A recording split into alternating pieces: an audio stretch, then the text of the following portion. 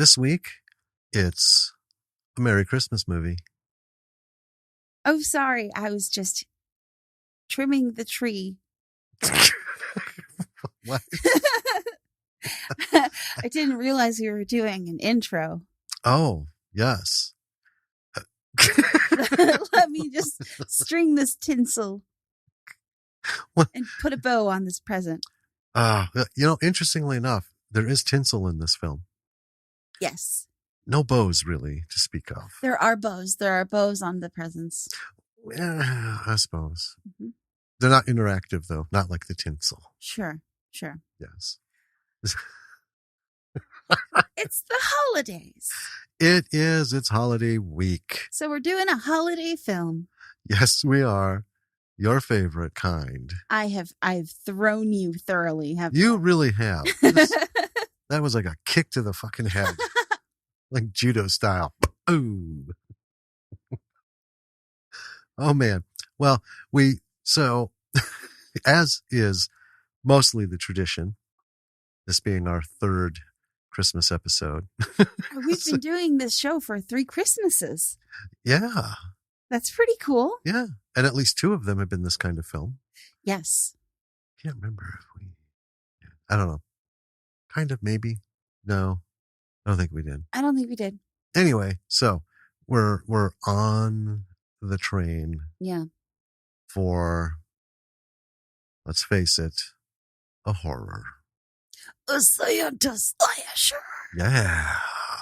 Because they're just so fun. They are. And, And this was a good one to choose because there's a lot to talk about and there's a lot of lessons. And we do a lot of diving in. We do. I think we put the waders on and get in there in every aspect on this one. Yeah. Because it's a good fun. It's a good fun any time of the year film, but if you're feeling it for the holidays, folks, this is the one that you need to go to. It is. Yeah, at least for right now. It is. Next year will be another one. Well, you know what we should do? What should we do? We should get back to trimming this tree and wrapping presents and making popcorn and cranberry garlands and all that fun stuff and let them listen to the episode. We can do that. All right.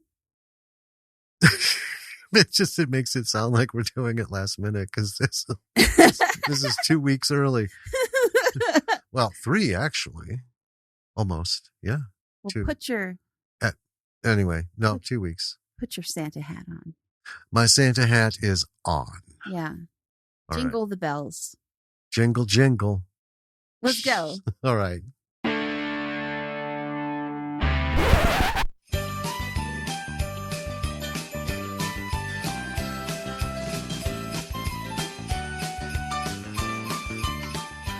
Hey there, B-Siders.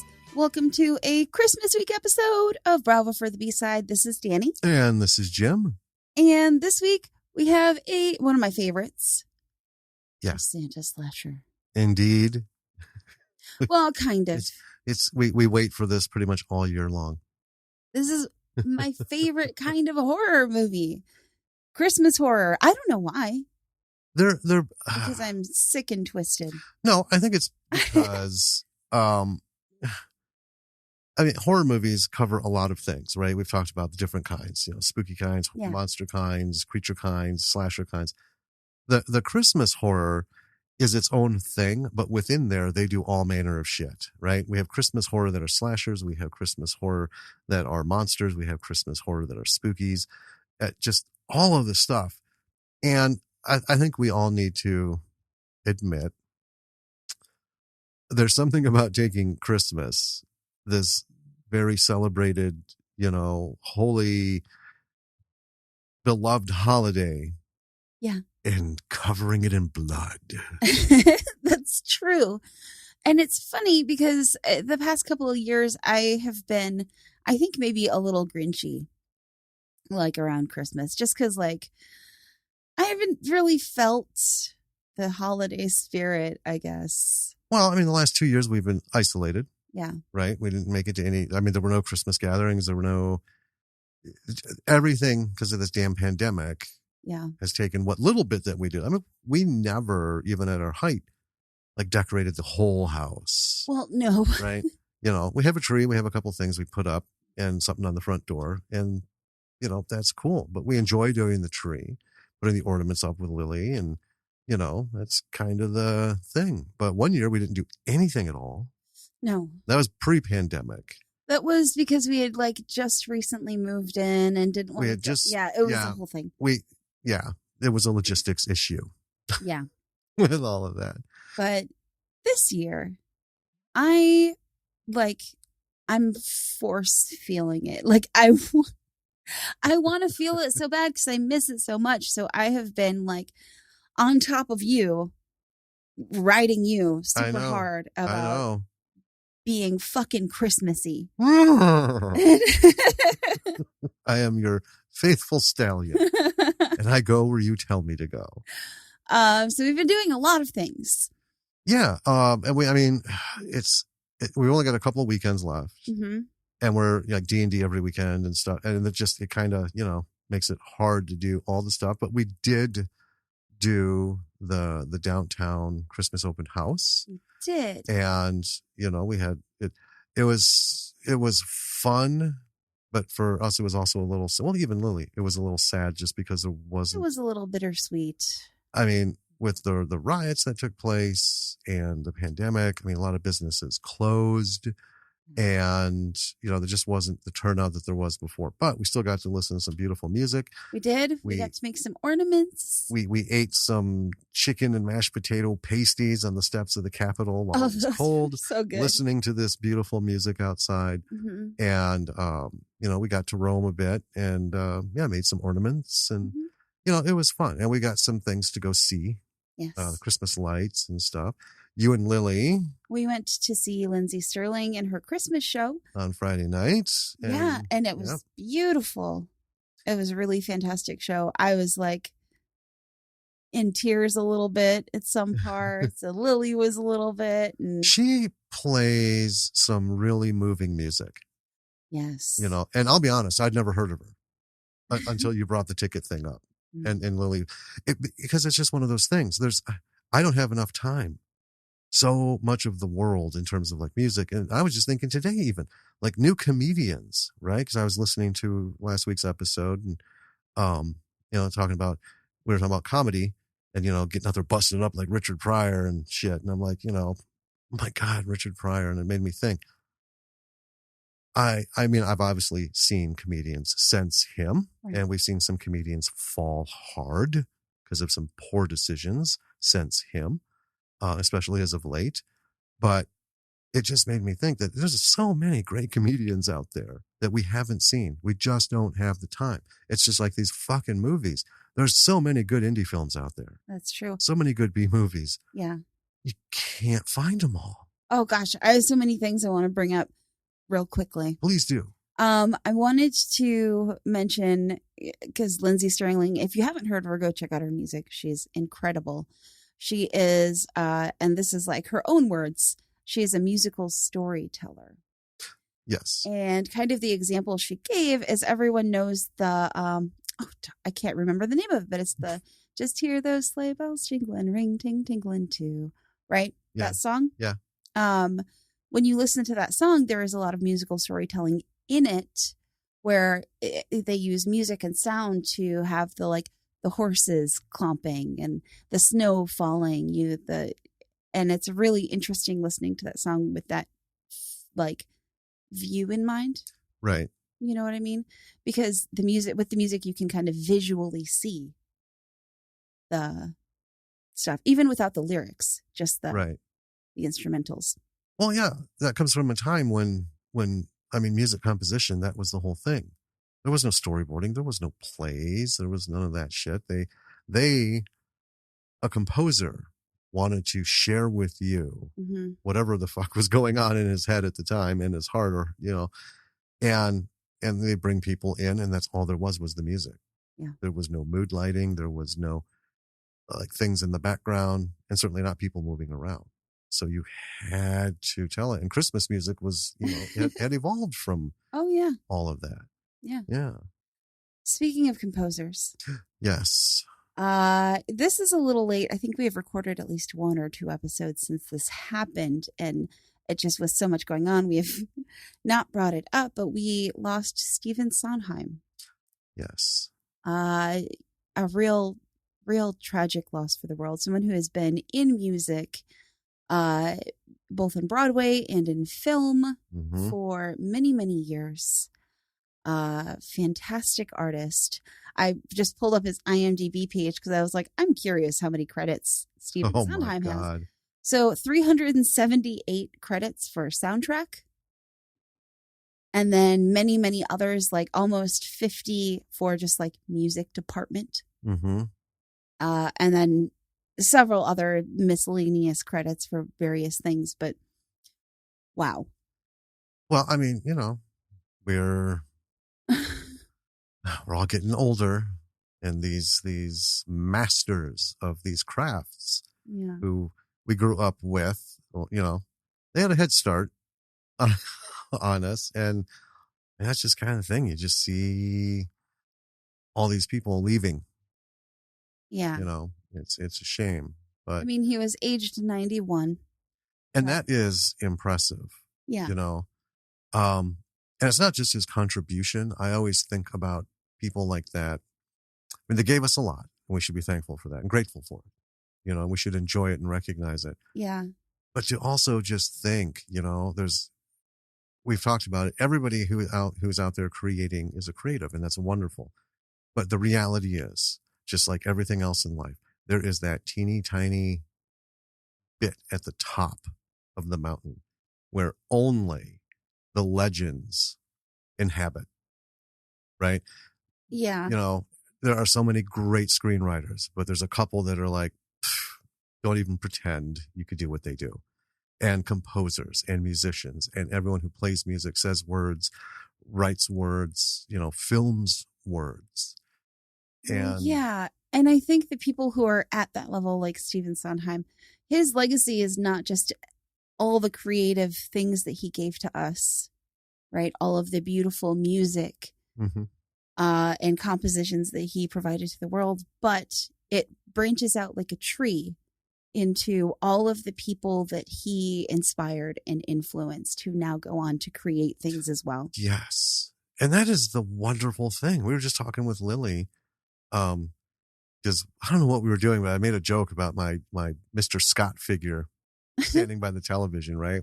And she's like, oh, nobody cares about Mr. Scott. I said, that's where you're wrong, because the character of Mr. Scott inspired millions and millions of children across the globe to get into engineering. Yeah. And that is magical, right? Yes. And music, Lily is inspired. She was inspired by that concert. She was inspired by listening to the music. She's been playing a lot. She usually practices like at least once a day. Yeah. And she'll do it in little bursts, which is fine. Like it's whatever you can do. But just today, she was practicing for like an hour. I know. Most of the afternoon. Yeah. And that's wonderful. And I think that's what we all aspire to. Wouldn't it be awesome to create one thing or something about that thing continuously inspired people literally to change their course in life? Yeah. Right? Or to choose it. I mean, when you're a young kid and you're like, I heard, some score from a film. Yeah. Right. That had Stephen in it. And then you're just, the kid's like, oh man, I want to make something like that. Yeah. Right. And they're changing their course. They're setting the goal, and then we get these wonderful people who continue that legacy. Yeah. And we've talked about it before. Art it's a hard thing to hold on to. And it's one of the things in this world that is just, it's balanced, precipitously on the edge all the time of just going away. Yeah. It wouldn't take much for things to stop. No, I don't think it would. And that's kind of scary. And it always has been, which is, I think, why there's so much passion. It's like, if this flaming fucking car is just barreling towards that cliff, I'm going to go down ringing some riffs, right? Just, I'm going to pound out the best fucking words I ever did before we hit. Boom. You know, and until that point, you just keep doing what you're doing. Yes. You know. So. One more quick thing. I know. I'm so sorry. No, it's all right. Christmas movies. We watched a pretty fun one. Oh, yes. Yes, I did want to bring that up. It is not a B movie. I don't know. Maybe. Oh, well, it had money, certainly, but we saw it on HBO Max. Yeah. Right? Right. That's where we picked it out. Yeah. Yeah, go ahead. Anyway, It's called 8-Bit Christmas. Yes. And it is very much reminiscent of like A Christmas Story. Yes. And even a little bit kind of like Princess Bride-y. Yes. In the style of storytelling. It's, you know what? It's actually a great combination of both. I think so. Yeah, that you bring them. It's a good blending of those two styles. Yeah. And it is about, it's Neil Patrick Harris, playing I can't remember the name of the character, but all of his characters are Neil Patrick Harris because he's Neil Patrick Harris. And he is telling his daughter the story of how he got his Nintendo Entertainment System. Yes. His first video game system, the Nintendo, the first one, folks. Yep, the 8-bit. That's why it's 8-bit Christmas. Yes. So it's super fun. It's super fun. It's funny. I mean, Neil Patrick Harris is in it and he narrates, right? And we've talked about this a few times in the last few episodes. Neil Patrick Harris is one of those, if that name is on the whatever it is, we're watching it. Yes. Right? We love Neil Patrick Harris. Oh, I adore him. He's just amazing. But all of the kids in this movie. That's true. They're wonderful. Were top bar. And they should be so proud of the work that they did. So if you have a chance, see this. It would make for a fantastic family viewing night for your holidays, going up to Christmas. I personally am going to add that to our pantheon. Oh yeah. Of Christmas annual month. Christmas movies. Yeah. Oh yeah. Yeah. We will be revisiting that year after year, as long as we can get a hold of it somewhere. Yes. Yeah. So yeah, a lot of fun there.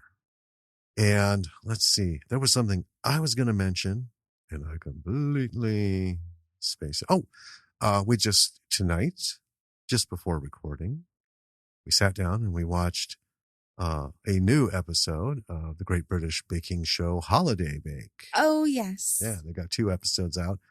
And I say that because I want to say this again. People, it's on Netflix. I don't know if you can find it anywhere else. If you can, that's fine. But you have to see this. You have to watch it if you haven't, because I tell you what, this is the thing that we need. And we've been saying this all through the pandemic. We've said this many times. The Great British Baking Show is it's like one of the few shows where people aren't pissy and bitchy as contestants. They are just lovely people. They have a great spirit. The show itself just makes you feel good. I mean, it's not like American television where you end up fucking hating someone after the first episode. Like, I hope he gets eliminated. You want them all to win.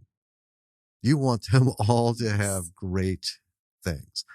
And it's kind of weird because it can get kind of emotional. It can. Right? It's just, you think it's just a baking show. I get a little watery sometimes when watching the Great. Well, yeah. And I get kind of a like, and I can't tell you why. This isn't like a well-crafted drama, right? No. It's just, it's just real and warm. Well, you want so much goodness for all the people in there, and you just hate to see them. I mean, it's that's what the show's about. Yeah. The one who scored the worst basically has to leave, and then it whittles down, and you just get to, even at the end, you're like, Lily's always like, who do you want to win? Who do you want to win? Well, she asked us that when we were watching it earlier tonight. And both of us were like, what? All of them. Yeah. I like all of them. It's only 4 people and it's a one shot. Yeah. Right? They get their 3 things that they bake and then they pick a winner because it's just a holiday thing. It's not the whole 10 weeks. But yeah, we're like, all of them. They should all walk away with something, right? So anyway, 8-Bit Christmas. If you haven't seen it, go see it and enjoy some really great late 80s the Nintendo craze fun. Yes. And there's so much truth to it. There is a lot of truth to it. It's hilarious. It's so stupid that it was ever true. There's a lot of heart in it too. There is. And Great British Baking Show. Yeah. Okay. Now, let's talk about Santa slashers. Tell me about the movie. So, this week we took on Sleigh Bells. Mm-hmm. Bells, like Southern bells. Sleigh Bells. And sleigh like killing. Yeah. So killer Southern bells. Only Christmas. Kind of weird. Sleigh bells. Anyway, let's see. Put out there into the world in 2018, directed by Dan Walker, written by Jessica Lurson and Dan Walker. I want to say in the credits for this movie, he lists himself as Spooky Dan Walker. Spooky Dan Walker? Yeah. I love it. Starring Barry Bostwick. Score. Yeah. That's another name. Christina Klebe, Susan Slaughter, which I know you like fangirl over this name. I was like, what a fantastic name. That the best name to put into indie horror. Susan Slaughter, amazing. And Hannah Minks had no rating. We didn't get a budget, but we did find out that they did hop on to Indiegogo and raised $15,000 to finish the film. Right. Okay. So here's our plot, folks. It's Christmas Eve, and 3 cosplaying women come across the malevolent Christmas demon Krampus. Yeah. The girls must team up with Santa Claus himself to battle the creature and save the world. That I think accurately sums it all up. This is the first film that we have covered on this podcast that involves Krampus. Yes. And we had much discussion on that. We did. In your Christmas slashing thing, because you were like Santa slasher. And then you were diving into the Krampus. The Krampi world. Yeah. So many Krampi. And if you haven't, if you're listening to this podcast, you probably know about the phenomenon that is Krampus in films. Right. In the past 10 years or so. But it started in film with a little foreign film called Rare Exports. Yes. I think it was a Norwegian film. Yes. And we saw it. Yes, we did. And it's wonderful. I love that little gem. And then over here, they made one just called Krampus. Mm-hmm. And that had Adam Scott and like a bunch of, interesting people in it. And it was a lowish budget.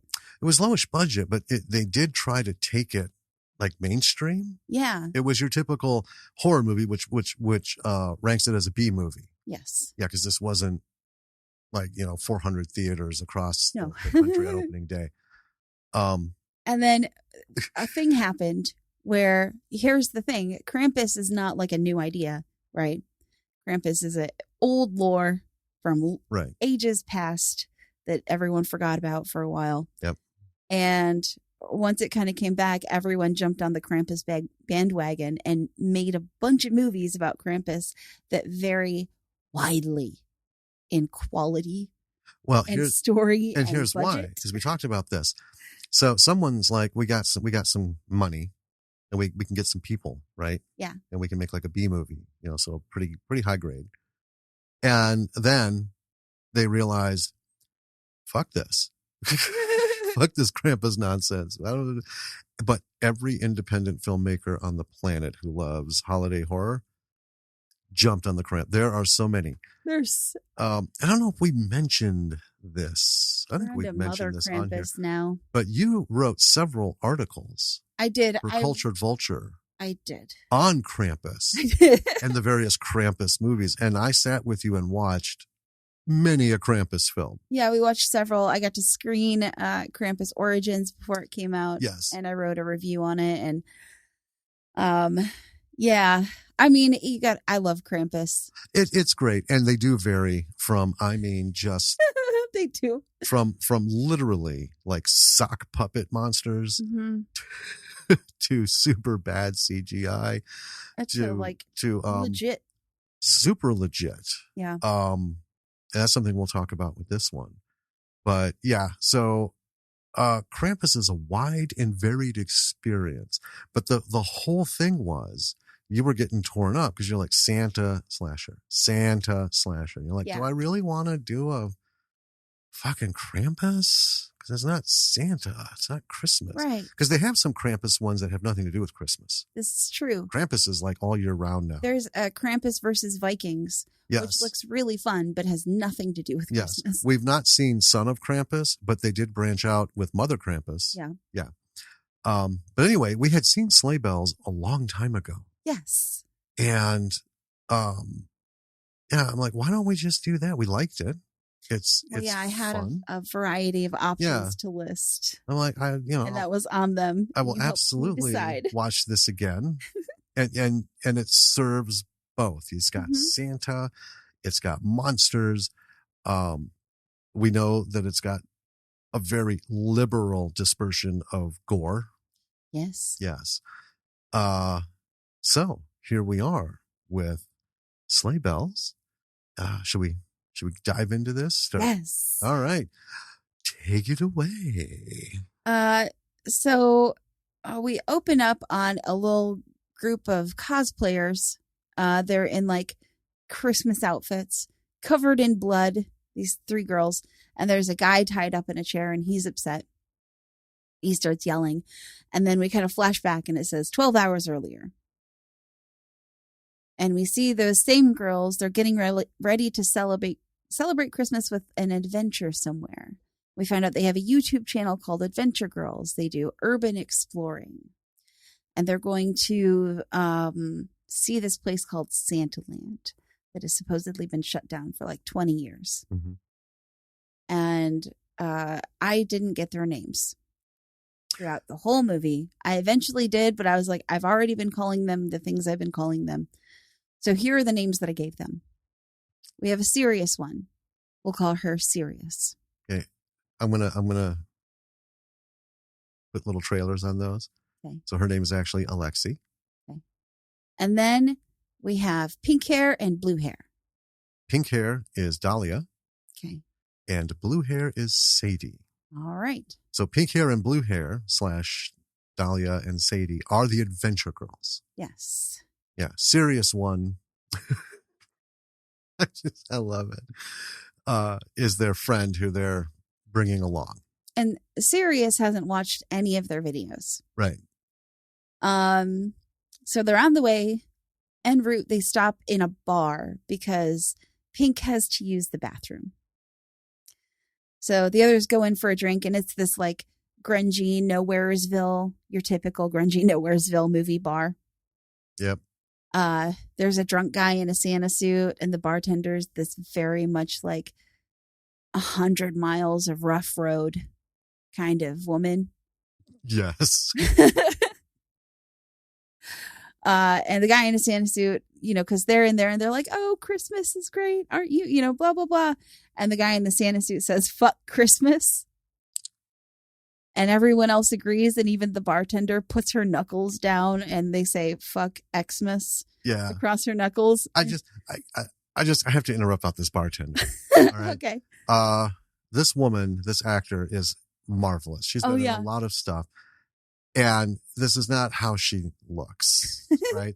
They did her up just perfectly to do the rough road thing. And,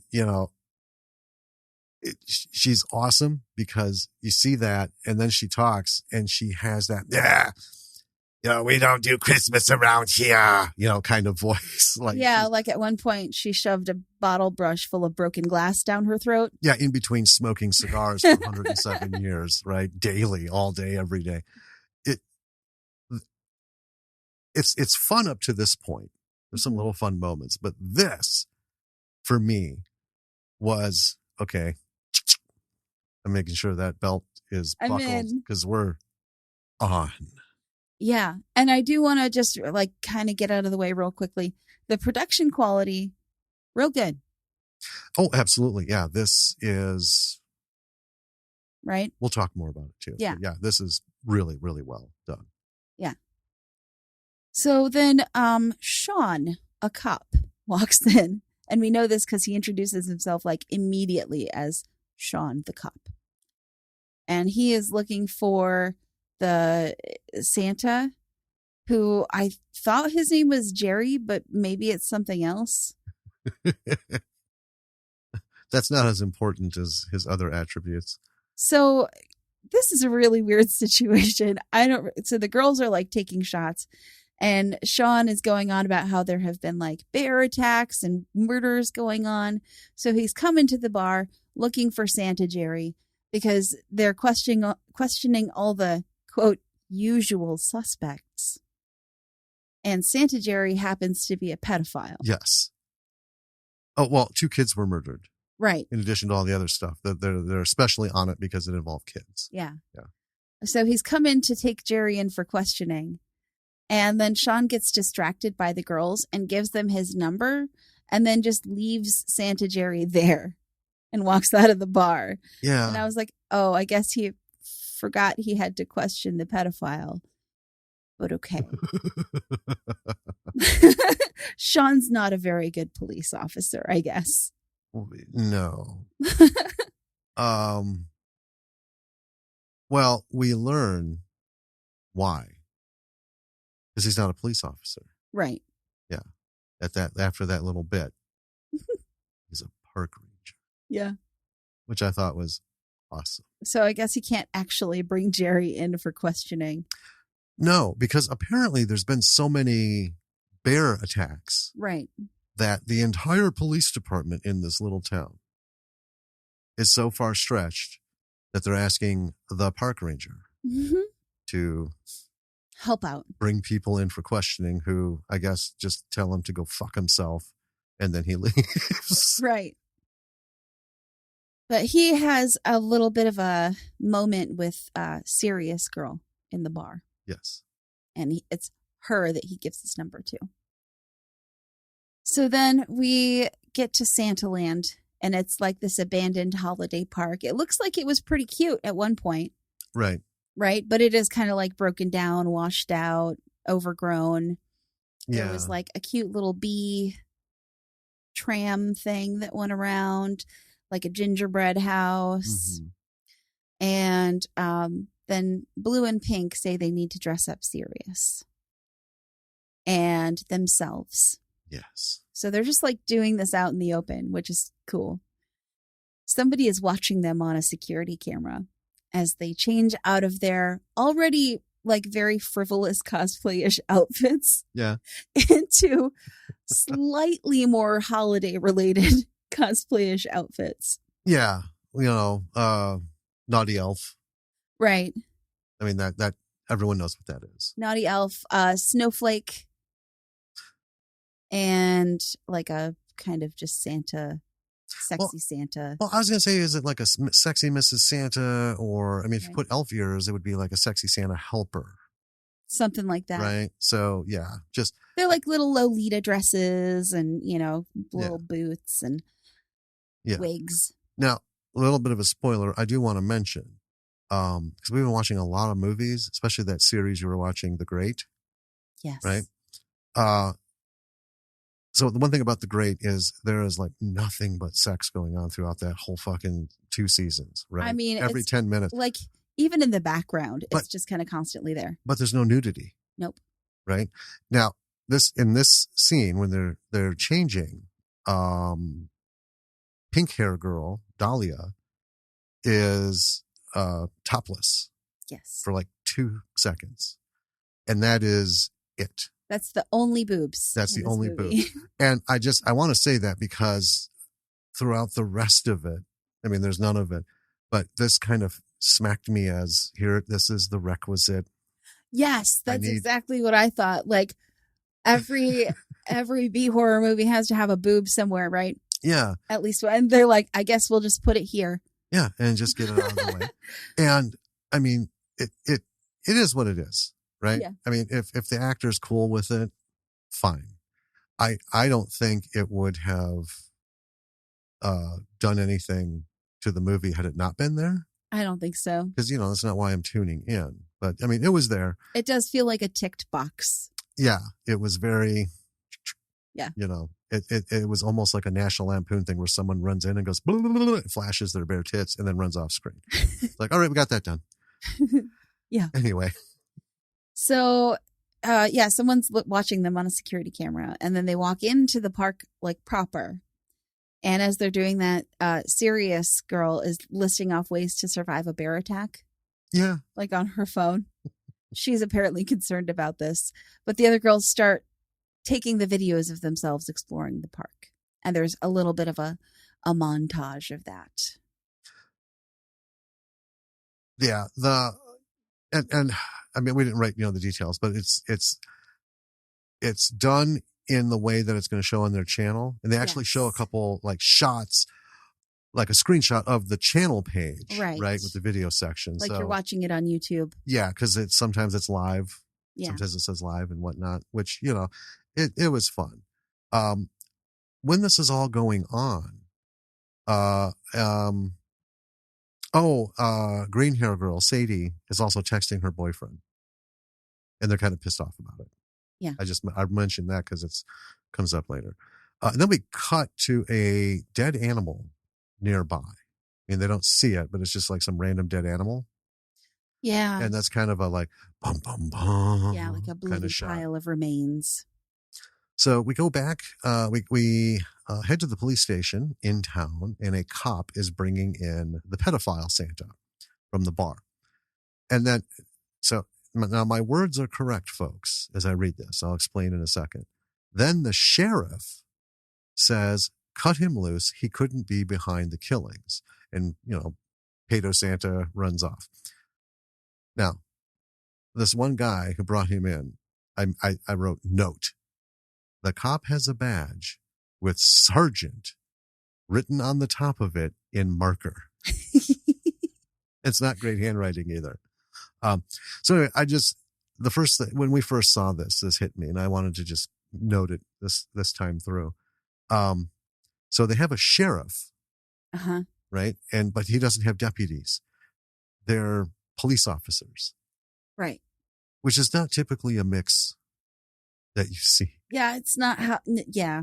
So, and it's funny because throughout this whole movie, and we don't get into it in too much detail, but throughout the little bits with him and the cops that come up here and there, he's very country sheriff in playing that character. Yes, he is. And then the cops are like fucking, Brooklyn Metro. Yeah, they're cops. like city beat cops. It's hilarious. The combination of the two. Yeah. Especially when they're getting into conversations with one another and arguing. Just like, I don't even know where I need to stand on this. Am I rooting for one or the other or what? So anyway, back to the ladies going through the park. They find this thing that has like a bunch of old toys and shit in it. And all of it's like a big booth. It looks like it was a display window at one point. Something, but it was just like chock full of old shit. Yes. So they take a couple of things out of there. They find one last building that they haven't been in. So there's a lot of, them going around and stuff. And then they're like, let's go home. Like, oh, no, we haven't been in there. And then we cut to see Barry Bostwick sitting in a chair watching them on a security camera as he's drinking a beer. Yeah. Now, Barry, I talk about it later. Well, in case I don't, I want to just describe it if we switch off. So he's got a do-rag on. Yes. He's wearing a biker's jacket over a t-shirt, and he's got gnarly old jeans on. Yes. He's not roly-poly. He is not. But he does have a scraggly, not super long, but scraggly beard. Mm-hmm. And where before at the bar, 40 miles of rough road, Barry looks like 100 miles of rough road in the other direction. Yeah. It's very weird. So, and then we cut outside and we see some sort of beast lurking through the trees, and then the park, and then whoosh, we get POV and we get beast vision, right? The weird colors and stuff. And then inside, Barry sees the beast on the cameras. The women hear some growling, and the beast is inside where they are. Yeah. Oh, well, they hear the beast, right? And they see this thing, and then they go run and hide. Mm-hmm. And then they see the beast come in this, like, it's like, I don't know, it was like an old kitchen storage thing. It looked like some sort of like old food locker. They're hiding, and it's coming in, stuffing shit in a box. These like bloody hairballs. Yeah. At first, when I, made my note, because it's hard to make out right away once you're looking at it. But I thought, is it meat? What is he? But yeah, their hair, it's like hairy meat chunks or something. Just weird looking shit. And then one of the ladies' phone rings, and the chase is on. So they bolt from the building. And then as they're running out through the park, a voice yells out, "Krampus! Krampus!" It's Barry. And he comes running in and tackles it. The women make it into the room that Barry was in, and they lock the door. They call the cops. They say they're at Santa Land. The cops are pretty mild about everything. Right. Right. And then the dispatcher starts going on about trespassing, and then tells them ultimately to fuck off. And this is sort of that formula of, we need help, and there's some strange, unbelievable shit going on. And And the lady at the police station is just like, fuck you. You think this is funny on Christmas? She is like, she's like a backwoods Karen a little bit. Yes. That is, you know what? That's another one. Oh. Right next to Don't Be a Dick Back, chopping dicks and killing chicks. Backwoods Karen. Backwoods Karen. Yeah. Don't be a backwoods Karen. Oh, gosh. So Krampus starts banging on the door. They barricade the door. And then they try the cops again. No luck. And then they hear Krampus trying the roof. And then, poof, Barry appears from the fireplace. Cloud of sparkles and smoke. Uh-huh. Then they start to pound on him. Yeah, they pretty ineffectually. Right. He picks up this really cool looking staff. It is a cool staff. Little sidebar. So, folks, anyone who has really gotten into the Santa mythology knows that St. Nicholas carried this staff. This was an actually really good representation of that. It's very old school, very old European looking thing. And the first time I saw it, I was like, I would fucking have that. I'd hang that on the wall. Cool stuff. Oh, yeah. So he picks it up, slams it into the ground, sends them all flying in different directions. Then he goes into this whole thing on how he's very disappointed in them. And they're trespassing on his property and fucking his shit up. Yep. And at this point, he drops the bomb. Santa. The real fucking deal. Yep. And also that the thing attacking them is Krampus, the Christmas devil. Yes. And the girls are like, yeah, right. Even though he literally just magically appeared from the fireplace and magically shut their shit down. Yep. They're like, sure, okay. Well, and they ran for their lives from this hideous looking thing. Right. Apparently put all that together in a box. That's not enough. Nope. Got nothing. Meanwhile, in the storeroom, we see Krampus, and he is like fondling this squelchy fur ball of something and bleeding himself on it and sticking it in a pretty little box with a bow. Yeah, a wrapped. Mm-hmm. Yeah. Weird. Yeah. All right. I guess Krampus is doing something. And Santa is telling the girls all about Krampus. And he also knows all their names. He's still trying to convince them that he's Santa. And then he does like a magical clothing change into the classic Santa getup. Oh, yeah. Yeah. The red suit, the hat, the full beard, the whole shebang. And they're like, oh, I guess so. Hey, now that you look like Santa, we believe you. Yeah. I just want to say up to this point, when you're watching this, you realize everybody involved in this production is a professional and knows what they're doing. because the costumes that the ladies are wearing, Barry's biker do-rag look, and then when they pops into Santa, you can see that this wasn't just thrown together. Oh, yeah. Because this was like, we've seen some high-end, supposed to be heart-wrenching, emotionally gripping Santa films.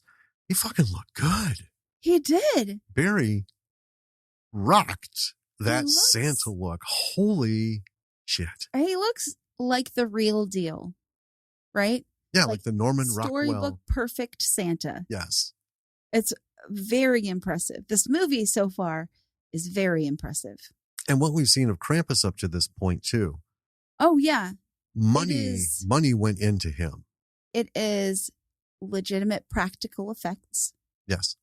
And well done. Absolutely. Head to toe. Yeah.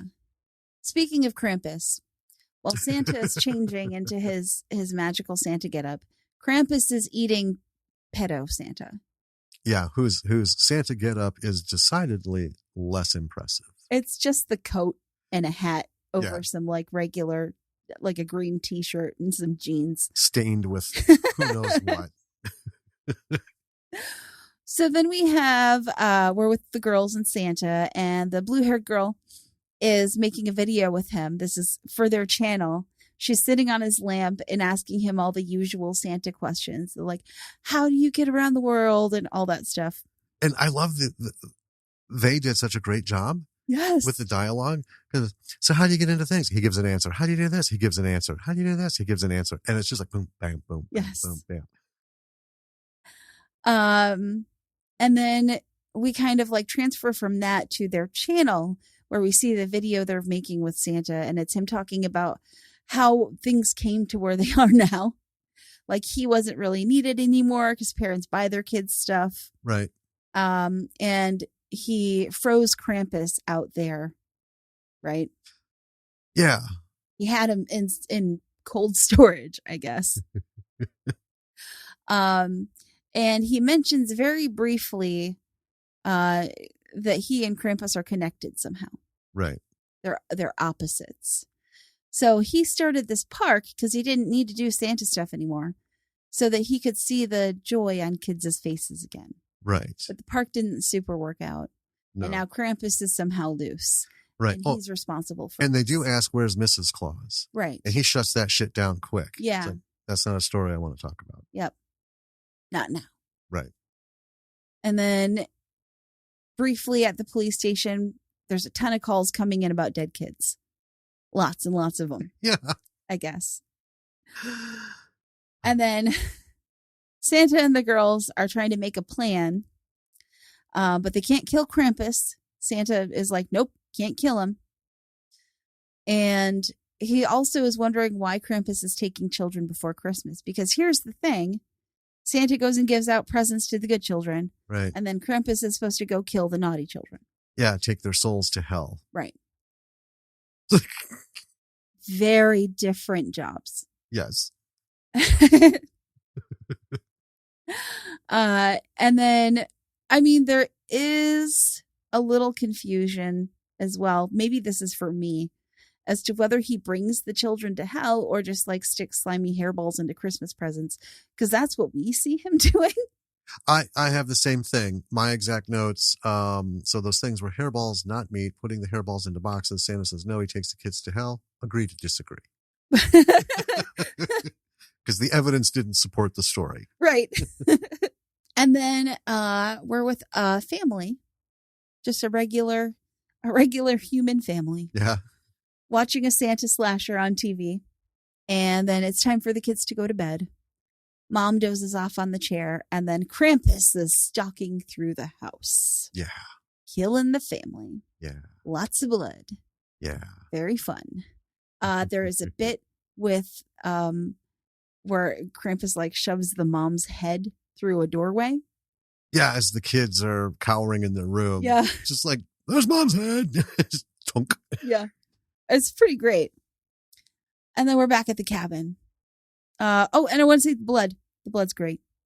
Oh, yeah. This whole thing was, every little bit of everything we've seen is awesome. And we've talked about one all through the house Yes. Right. The wonderful job they did with the blood quality. Oh my goodness. Because it can make or break. Yeah. This was bam. Yeah. Spot on. It's, I'm having fun watching this movie, which is really what I want in a holiday horror. So at the cabin, Santa is arming the girls with nutcrackers, which I think is kind of hilarious. I think one of them has a gun, but the rest have nutcrackers. Right. And I don't know what they're going to do with these nutcrackers. I can't even crack a nut with a nutcracker, I've never seen one not break. I know. The idea is for the girls to lure Krampus in by being naughty. Yes, they have a trap ready to go. Uh-huh. And the bait is being naughty. Yeah. I love that. So we spend a lot of time out there with a blue-haired girl who is just like swearing up and down. And it's like actually really cute. Well, yeah, one of them spray painting, trying to be a vandal. Another one's breaking stuff. And then, Sadie, the blue-haired girl, she's just trying to think up all the sweary shit she can. Uh-huh. She's not good at it. She's not great at it. And she's like kicking stuff. It reminded me of Hunt for the Wilder People. Right. Right. Where it's like, he's just a rebel. He's just terrible. He breaks mailboxes and you see him just like, boom, knock it. He lights fires. And you see him like light a matchbook on fire and throw it on the ground. I know. She's really not good at being naughty like this. No. But Krampus zeroes in on her. Yeah. And takes her to the ground.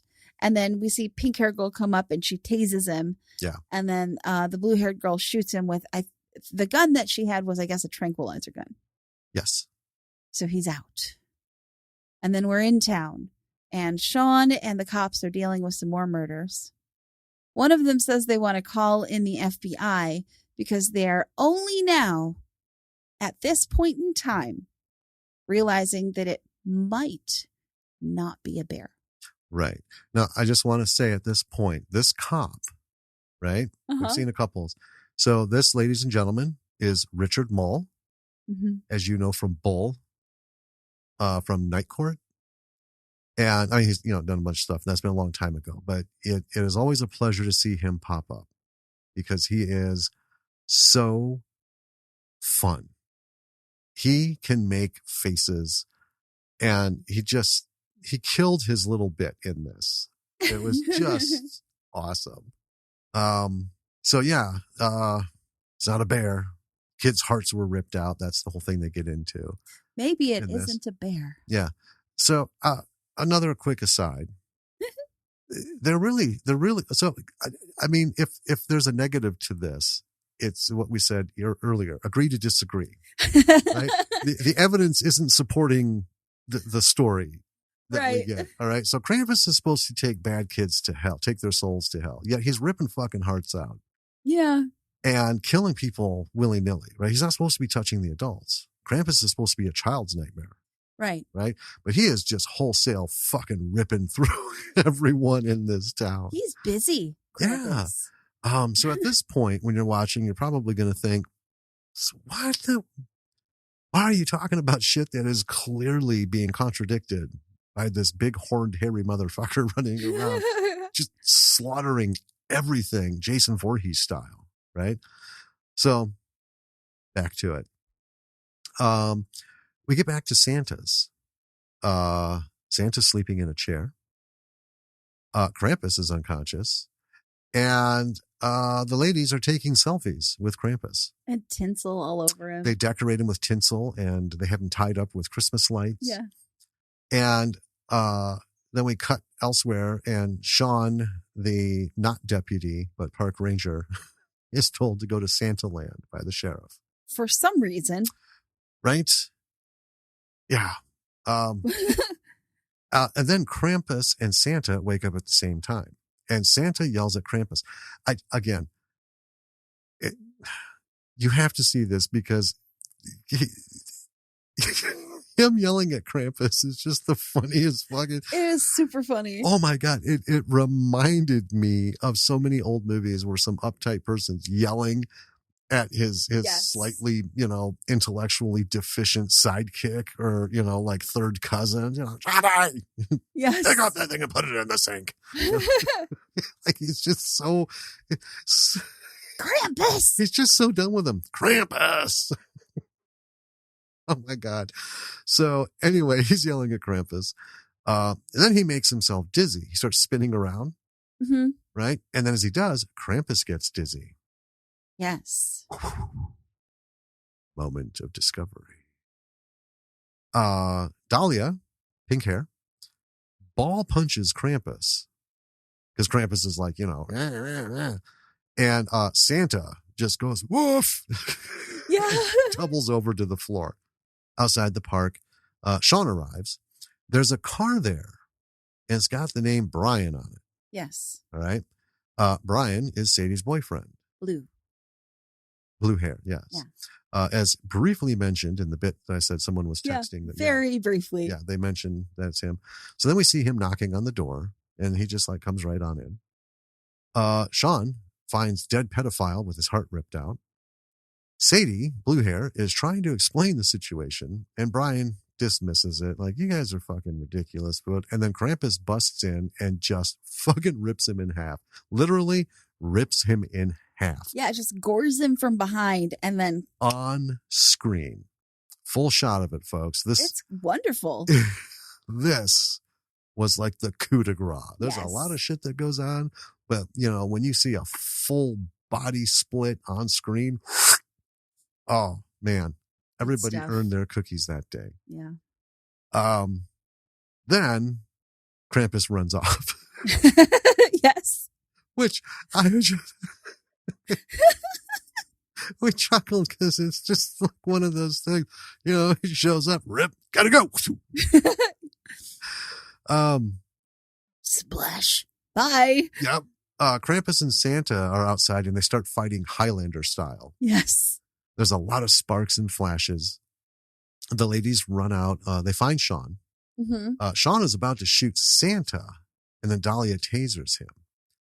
At the cop station, they're bringing in homicide evidence. And I love this. In just like regular sandwich Ziploc bags. I know. And it just says homicide. And then all of a sudden, the dispatcher, she's like, I'm done. And she just takes off. I was just like, yeah, sure. And this is where it comes full circle. Back to the beginning of the movie. Yep. So we're back to the opening scene. Sean is tied to the chair. Ladies are there trying to explain the entire situation. Nothing's going on. He's like, oh, you're fucking this and that. And then once again, a little demo from Santa, and he's on board. He sees Krampus roaring outside, and they decide to go back to the plan. Tramp Krampus. That tramp Krampus. Trap Krampus before midnight. So they make some weapons. Yeah. They lay out the plan. And the best line, Barry as Santa, looking into the camera. Santa Claus is coming to town, bitches. Yeah. They also have like a photo shoot for their channel. Oh, yeah. You can't go out and execute the plan without a little A-team assemblage. Right. Yeah. Oh, so they get into position. Sean and Serious Girl are up by the little tram. Yeah. And they're having a makeout session. And there is a sequence here of Krampus fighting with the various girls in their various positions.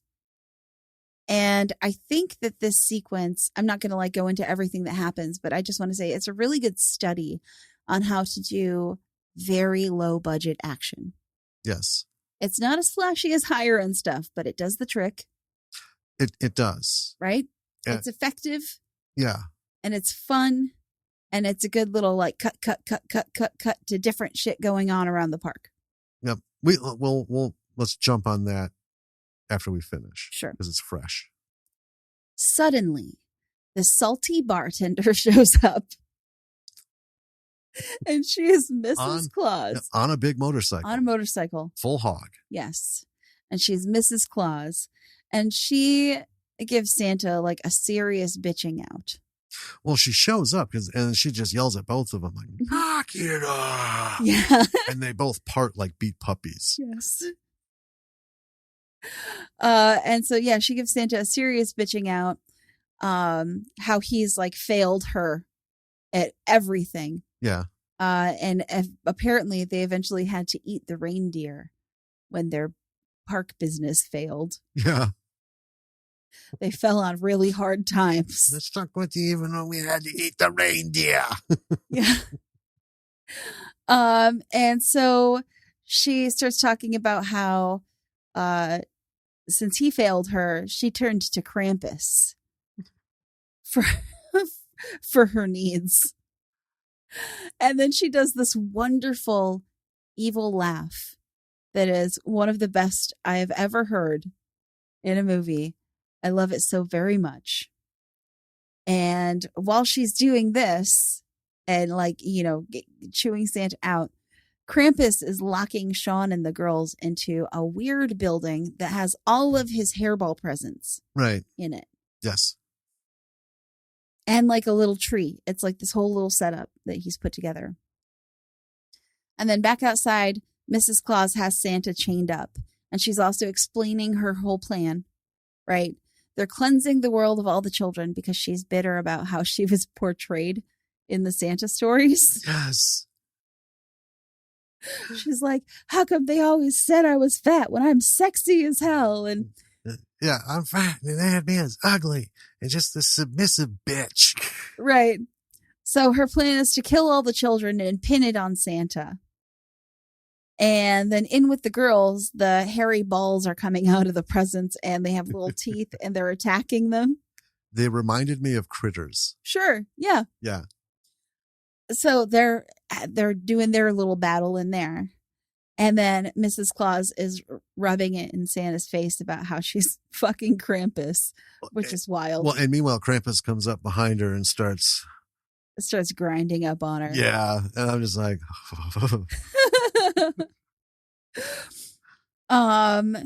So then we cut back to the girls being attacked by the hairy balls.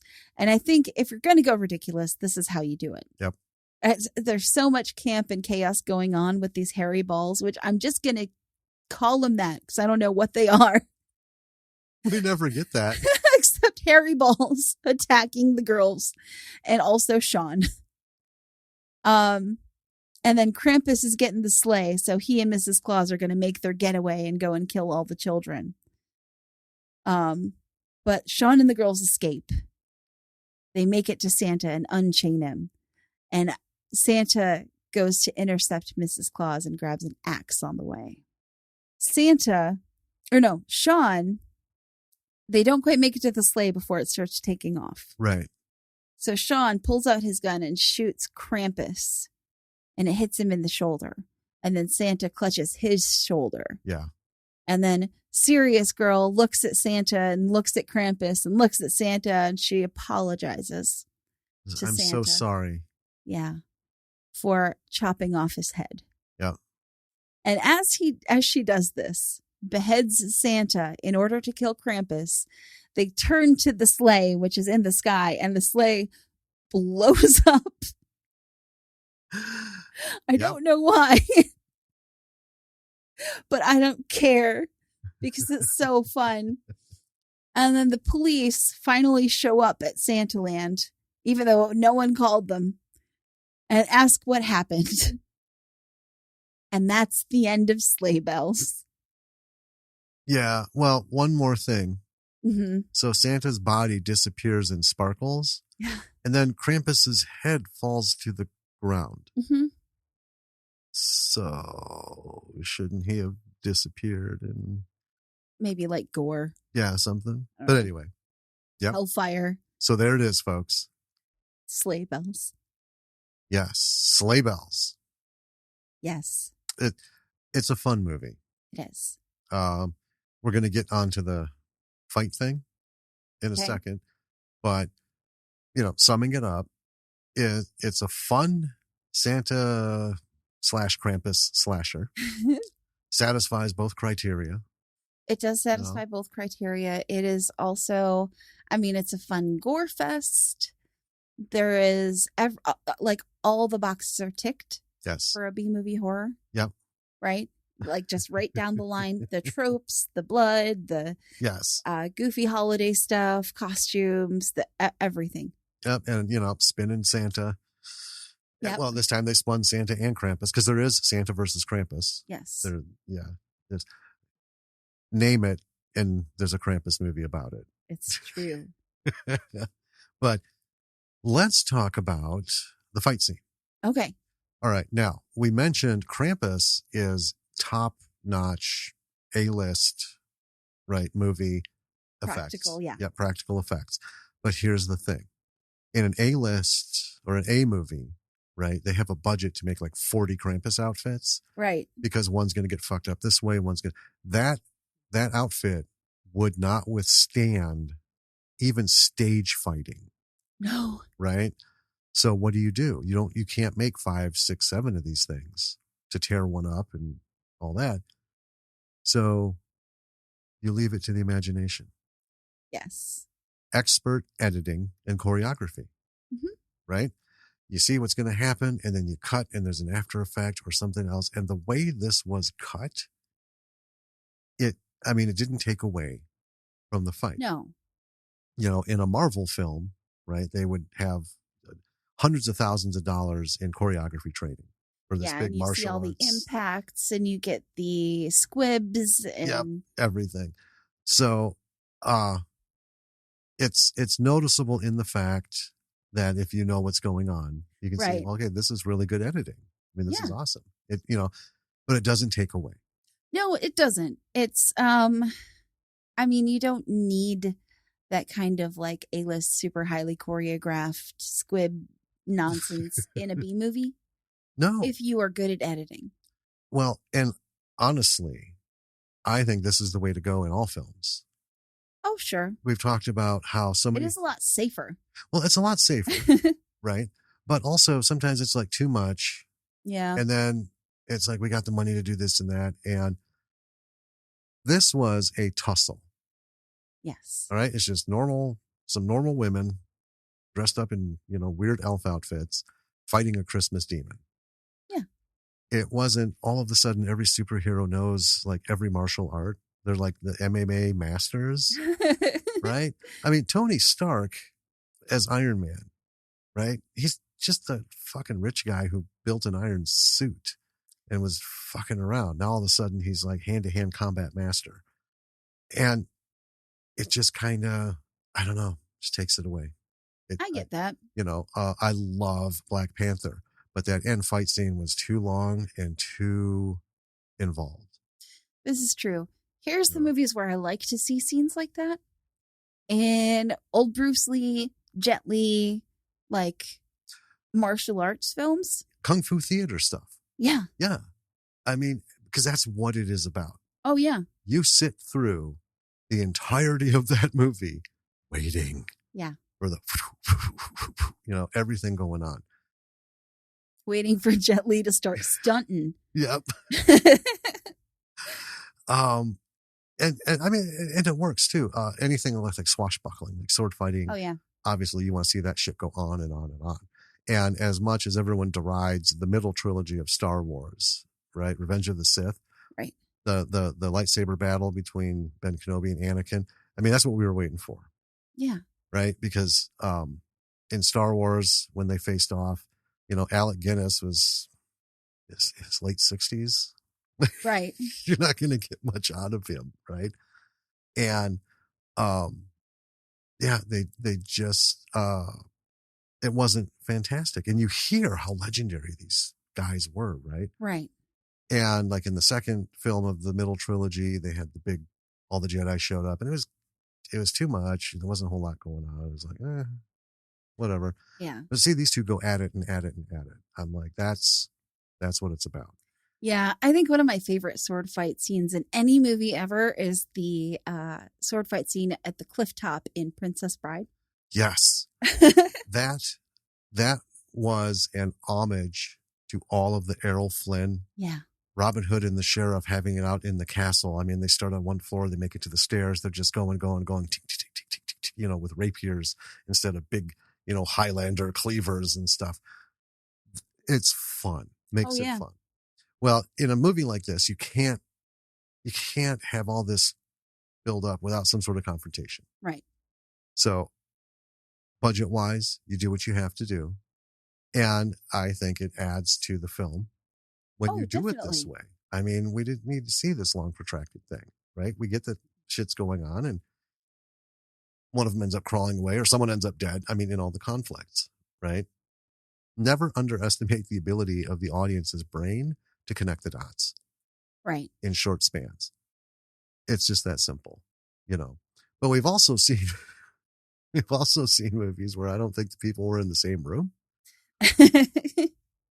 Where it would be like a POV, they'd film one guy punching at the camera. It's just like, none of this makes sense. And then they turn in the other guy. He just like moves his face back and turns his head to the side. Yeah. And there's a couple I recall we watched where we're like, that wasn't, whoever they have throwing the punch at this guy's not even wearing the same shirt. Because it's got like this, you know, long sleeve. It's like guy's in a yellow shirt and all of a sudden this fist comes out of the screen towards the guy and it's like a blue shirt. Right. Okay. Continuity. That's lesson number 2. Sure. Keep up on continuity, folks. But yeah, the fight scene was fun. Well done. And, you know, preserved Krampus as his makeup, which was kind of cool, you know. And also you can't get Barry Bostwick on set and just, you know, kick his ass. That's not cool either. No. You know. So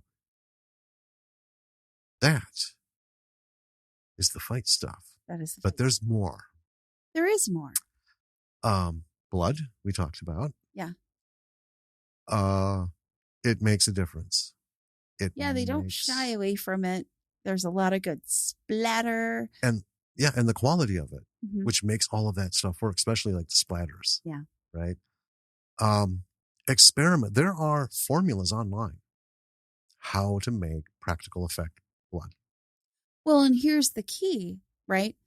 You need different kinds of practical effect blood for different kinds of things that you are filming. Yes. Right? Yes. If you're doing like a head cut off, blood squirting out of the neck, you need a different kind of blood than you do to just like splatter someone's shirt. Yes. Right? Or to do like a gunshot wound or just filming like a spray on a wall. Ooh, I hit the printer. Well, you're using like the whole office. Yeah. It is. And we talked about it in All Through the House. One of the things was the blood was fantastic, but you could tell the different kinds. So there's like the bloody nose blood. There's the bleeding from the mouth, blood from the ears kind of thing, getting cut. But then there's that arterial blood where there's like a stab or a slash wound in the leg, right? How it's weird. And pooling blood. It's weird that horror people know the differences. We're not medical experts. I do feel weird that I know the differences. But, you know, we've talked about arterial blood is super dark. And I mean, because that's like, you know, that's like the honey in the honeycomb. Right? And then as you get further out into the smaller veins and closer to the surface, things happen differently. It's a little brighter. Yeah. A little thinner. Yeah. You know, bloody nose is kind of like I call it the standard blood. Right? Because we see it the most. Yeah. You know, blood from the mouth and stuff. But we've seen where it's like pink. Yeah. Or it's like somebody spilled some Kool-Aid. I mean, and you do what you can. We get that. Yeah. But I'm just saying, if you're thinking of making something that's going to have a blood scene or lots of blood, go online, practice with the stuff. Yeah. Make a couple mixtures up, you know, get the one that's like, ooh, that looks like it. Because blood is a tricky bitch. Boy, you can do innards, you can do practical effects with latex and all that stuff, and you can pull it off. But blood. There's also a lot of like just really interesting tricks. Like just a real quick aside as an example. Oh yeah. So when I was doing the Dinner Detective murder mystery show, right? For one of the roles, and all the actors were required to make a bloody shirt to have on hand.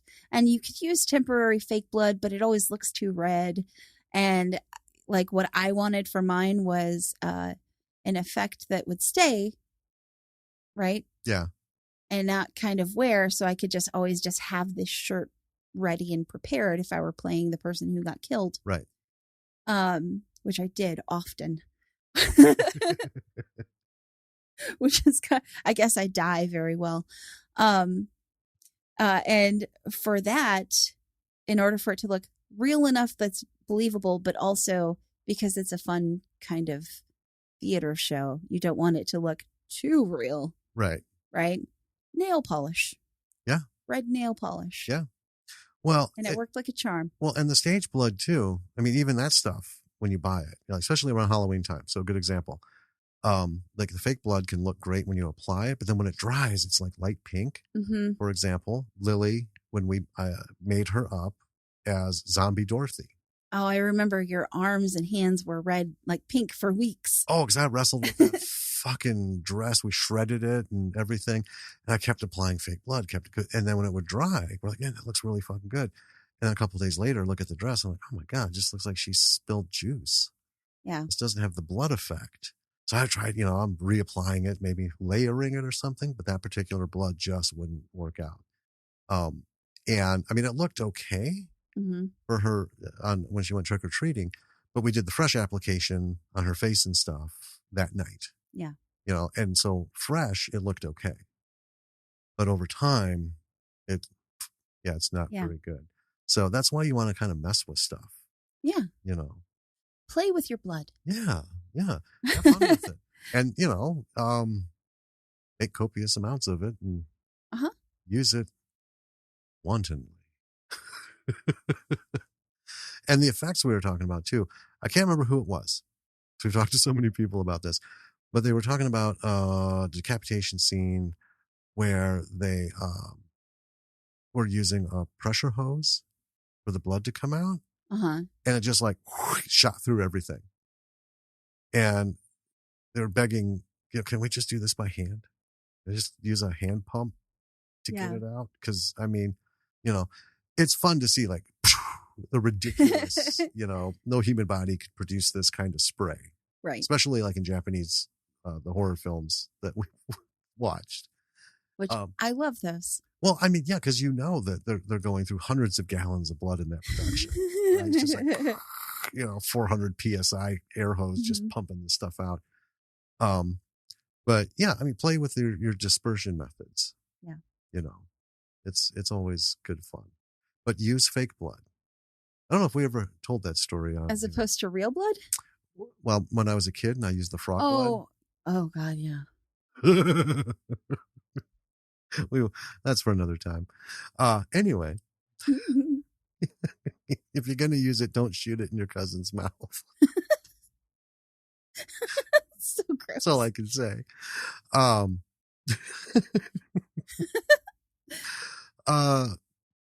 So the writing. Yeah. Let's talk about the core. It was good.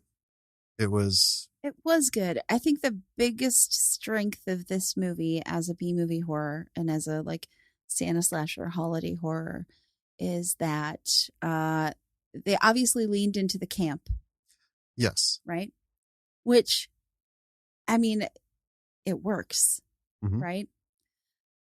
And it does it in a way that they were serious about their art production, but they didn't take themselves too seriously. Right. Which I think is kind of like a weird line to walk, right? It is. Well, we were just talking about it recently. Yeah. Using Tucky as an example with the bad dialogue and right. Do you know how hard it is to write dialogue that bad? Yeah, and then to have everyone lean into it, knowing that everyone wants to make this great thing, but the great thing you're making is campy. Yeah. Right. And yeah, it's got to be hard. I mean, it does have to be hard. So our zombie script, we kind of bounced in the different versions of it. the different drafts. It was like, is it going to be a dark humor kind of thing? Our first version was super dark. It was dark and more somber. Mm-hmm. And then we're like, well, let's focus on some of these funny moments. Yeah. All right, let's put a few more of those. This is very heavy. Right. And then it came out to where it's not like a big camp thing, but we did embrace, the story is, the whole setup is just stupid. Yeah. This movie that we're talking about, Sleigh Bells, is just stupid. Every horror movie is just stupid. And that's not an insult. I mean, the story is ridiculous. It is what it is, right? It's like, even like, Halloween. Like, oh, so some lunatic's going to get out and he's walking around in a mask and nobody in this fucking town. It's like the Charlie Brown town. Where are the fucking parents? Where are the grown-ups? Well, I think, it's like, important to remember at the end of the day that what you're making is just something to entertain people. Yeah. And it's okay that premise could be viewed as stupid. I mean, it's not, like I said, every adult in that town is gone. Right. All this shit's happening. It's like, where did they fucking go? Like, to the next town over? And they're just like, hey, Halloween, that's the day you dump your fucking kids on teenage babysitters, and we all hit it at the club, 40 miles away. The Halloween parties. But you know what? That's why we watch horror, to be frightened, to be entertained, to see the, campy, all the different layers, because we all know it's just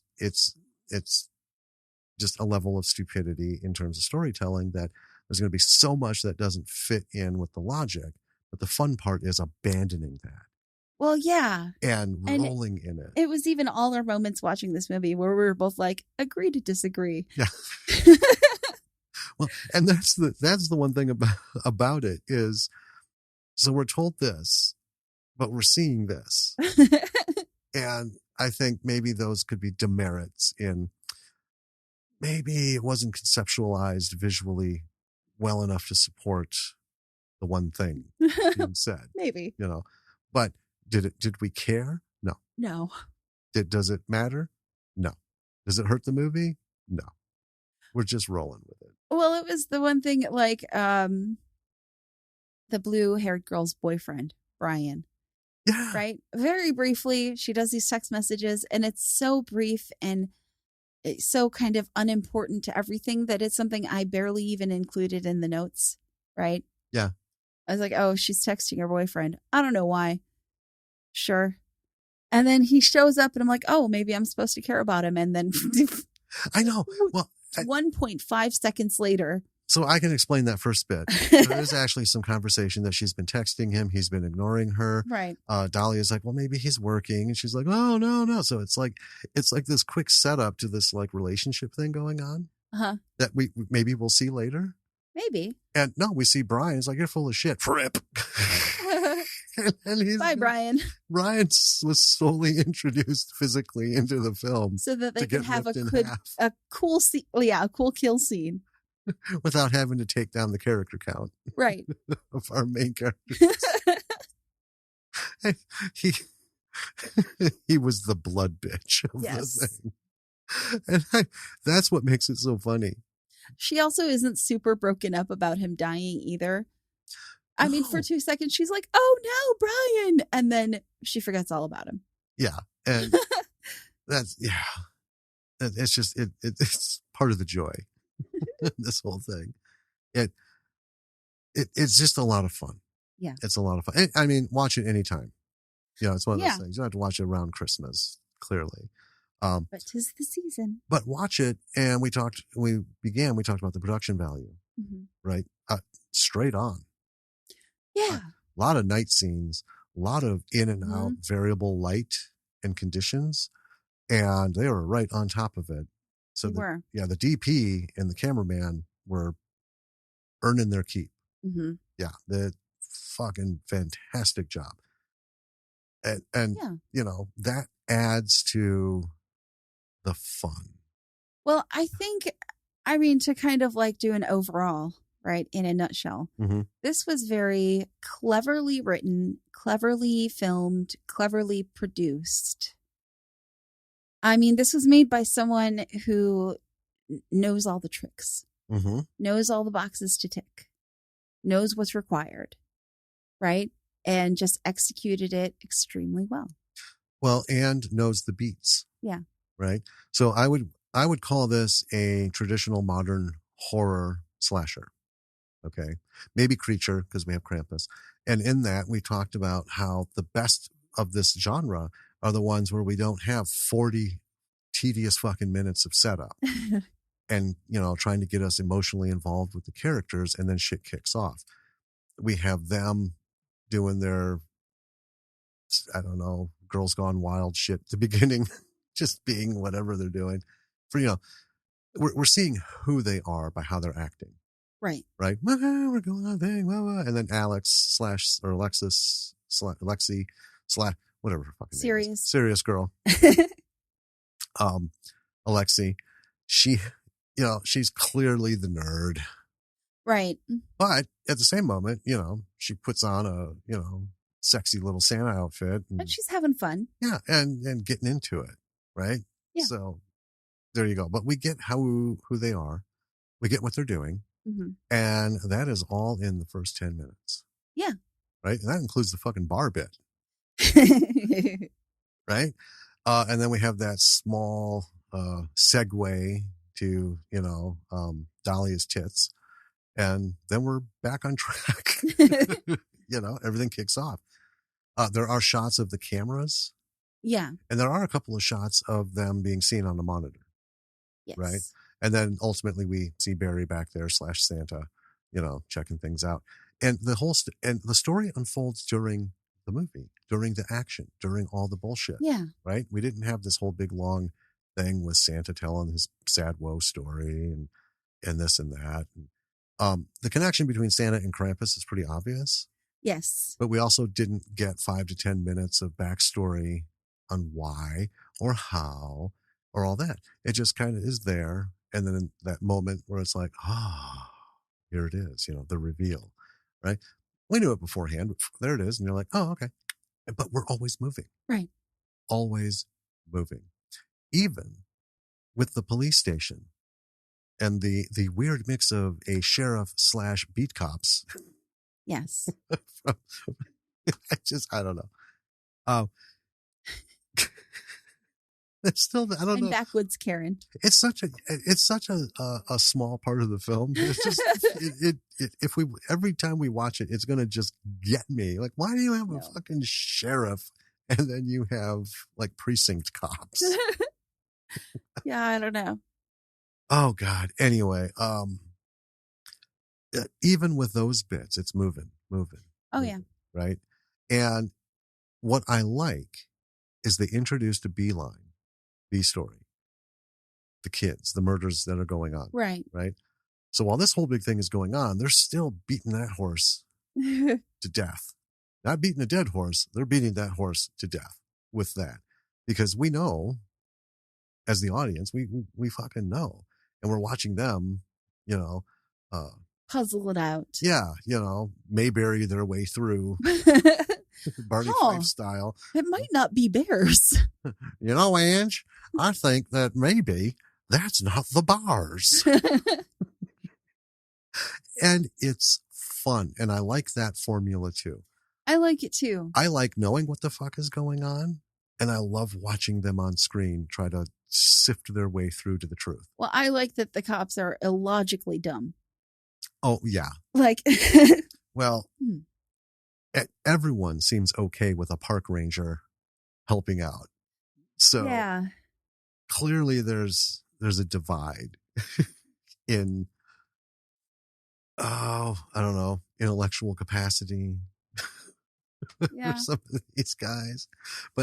And once you see the word sergeant written on that badge, it would have been even cuter if it was misspelled. I looked because I knew it was coming. And I just, if it is, because I couldn't remember. Like, if it is, that's a sweet piece of cake there. Yeah. But no, it was just poorly written on the top of it with a Sharpie. Yeah. But yeah, let's talk about the tropes. Oh, sure. Let's talk about, because this is officially a leading lady film. It's the 3 ladies. Yeah. They're the heroes, right, or heroines. I guess I don't know who wants to go where with terminology, but they're the ones who are large and in charge. Yeah. At the beginning and at the end. Yeah. Right. We don't lose one, which a lot of times we do. Yeah. I was thinking about that. A lot of female-driven casts. Even so, there's men involved, right? Except for Brian. Hey, I'm Brian. Nope, you were Brian, and we're moving on. They will eliminate a number right of the women and bring us down to last girl standing. Yeah, final girl. Yeah, which that's overdone. I think we're past that. The final girl. Yeah, I would like to see the final girls or final women. I would like to see several people push their way through to the end. And you can have a larger group and whittle it down. That's fine. Because sure. I mean, it's a horror movie. Somebody's got to go. Yeah. A few people have got to go if you want to keep it interesting. Yeah. Right. But all our core people made it. They did, except for Santa. Right. And he was pretty core, you know. I mean, it's Santa slasher. But, yeah. But other than that, yeah, they made it through. And rightfully so. Mm-hmm. I think their goofiness, when we first watched it, I was honestly worried. Like, oh, God, it's just going to be one of those where it's like they're going to try real hard to go one direction or another. And I'm just going to be like, ugh. So they don't play them stupid. No. Okay? Sadie is soft. Sure. Right? Because we see her just really trying to kick it off and just be the worst, quote, kid, you know, to attract Krampus. And she just does such a shit job of it. It's like, man, you can tell she's not a super sweary person. Right. And she's kind of, tap, tap, break it, goddammit. Tap, tap. And, Dahlia is the beta, or not the beta, the alpha. Right. Of the whole thing, right? She's just like full on, just living life, and these are young women, mm-hmm. and clearly it's a YouTube thing going on, so they're doing their bit, and there's a personality that goes with that. All you gotta do is go out to YouTube and see, there are some that are just awful, but just full of energy, silly, mm-hmm. right? Borderline immature behavior, right? But they did do a good job when they're not doing. Well, they're not doing their videos. Right. Right. They're not dumb.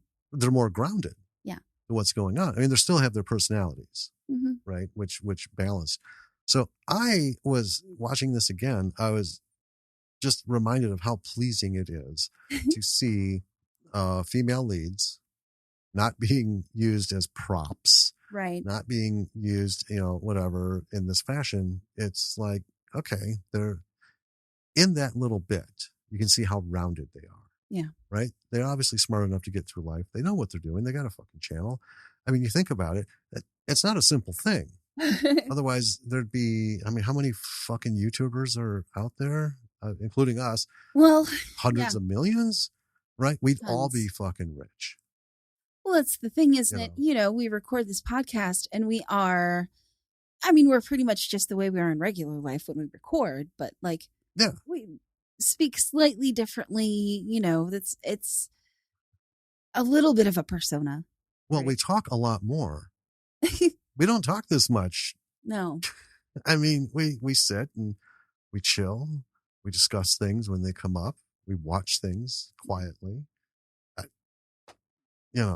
It's one of those things. We're not those kinds of people where if we're not talking, the relationship's not growing. We know where we are. We know who we are.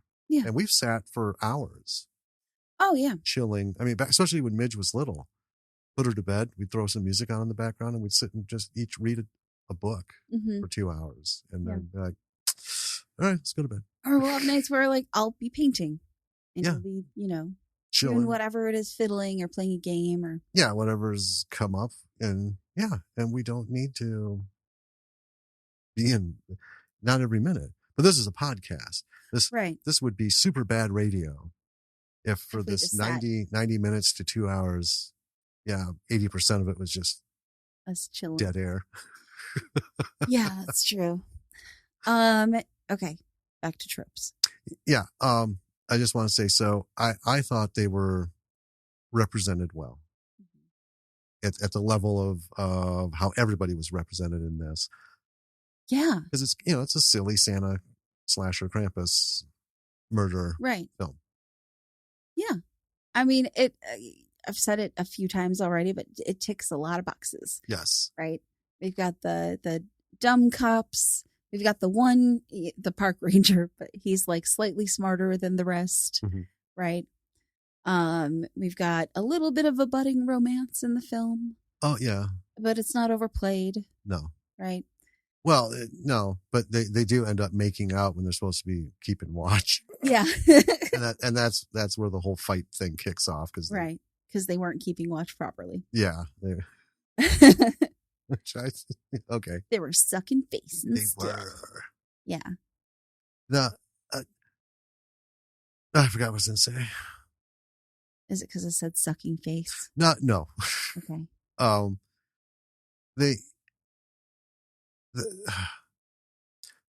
Damn it. It was really good too. I'm pretty sure it was. Maybe Probably. It was. Could have been. Might have been. Yeah. We may never know if it doesn't come back quick. But the inept law department, like cool, creepy. Oh, here's the cool, creepy, abandoned location, right? Yes. What a fun idea. I know. It reminded me of Santa's Village in Gurnee, Illinois. You know how I know that? Because I grew up listening to that fucking commercials. Come to Santa's Village in Gurnee, Illinois. And I would beg and beg and beg. Mm-hmm. And finally got to go. Won't get into it. Wasn't what if someone else had taken me, I'd have had a blast. Oh. But yeah. And I spent the rest of my life thinking, I'm going to go back to Santa's Village. I'm going to go back to Santa's Village. The next thing you know, I'm a grown up. It'd be really weird if I went back to Santa's Village. We could go.